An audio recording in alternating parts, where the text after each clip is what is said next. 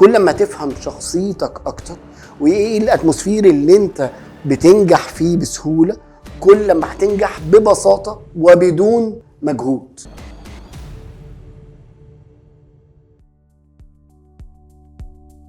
أنا منال الحمادي من اليمن. أسامة سلوم من سوريا ومقيمة بالإمارات. مهندس محمد عبد الحق من مصر. ابتهال الطيب السودان. سميحة أبو صعب من سوريا مقيمة بالإمارات. صراحة كثير مفاهيم تغيرت بالنسبة لي، لكن أولها أنا كنت حاطة في بالي إني أجهز البزنس كامل بعدين أعمل له مثلا ماركتينج أو سيلز. تكسر عندي هالمفهوم. أنا كنت مفكرة إنه البزنس معناته أنت يكون عندك رأس مال وهو اللي يساعدك إنك تعمل المشروع اللي أنت حابب تقوم فيه. هذا المفهوم تغير 180 درجة. لا، مش المال المعيق، نحن المعيقين. بدايتك للمشروع هي اللي بتأثر بعد كده في استمراره من عدمه. البداية الصح بتستمر، البداية الغلط بتخليك تقع بدري. البزنس ديب أكتر من هيك بالمايسترو، لأنه بالبزنس شخصيتنا نحن كثير مهم إنه ندخلها بموضوع البزنس يلي نحن حابين إنه نفتحه. الحاجات اللي انت مرت بها في حياتك ممكن تكون قصة للبراند حقتك، وهي تغير ما بس كمنتج، ولكن انها هي بتساعد ناس عندهم نفس الحاجة اللي انت عندك، تساعدهم انهم يطلعوا منها. الفئة المناسبة للمايسترو هو كل حد عنده بيزنس بيحاول يبتدي بيه وما مش عارف الطريقة اللي يبتدي بيها.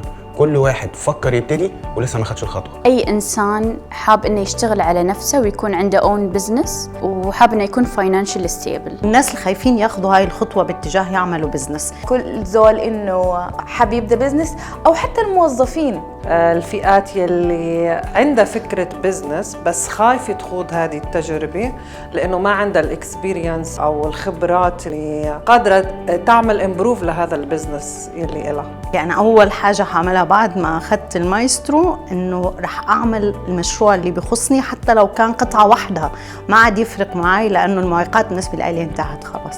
أرتب أفكاري كلها، لأن كانت أفكاري مرمية في كل جهة، فحالياً راح أرتب كل الأفكار وأبدأ من البداية مثل ما شرحها الأستاذ أحمد. حسن البزنس تبعي ورح أضيف البصمة تبعي اللي علمنا عليها الماستر أحمد. نخلي العميل إنه بدل يشتري مرة واحدة يشتري أكتر من مرة. أعيد ترتيب أوراقي تاني، إيه الغلط اللي كان عندي أو إيه وجهة نظري الخاطئة، وهبتدي أرتب تاني. بدل ما كانت بالطريقة دي هتبقى الطريقة عكسية. الرسالة اللي أحب أوجهها للأستاذ أحمد، أول شيء هدوءه أثر فيني. إحنا كنا نسأله أسئلة كثير وكذا فيجاوبنا بهدوء، ما ينتقل النقطة الثانية إلا أنه يفهمنا النقطة الأولى. يريد تعاد ويريد كمان، أنا أكيدة أنه في كثير خبرات تقدمت بهاي الورشة رح تنضاف على الورشة، فرح يطلع عنا كمان مايسترو شيء جديد. رح أشكره على هذا الكورس الأكثر من رائع بصراحة، عطانا بأكثر من ما أنا كنت متوقعة، وضح لي كثير أمور وخلاني أحب إنه أنا عن جد تابع بهذا البزنس تبعي.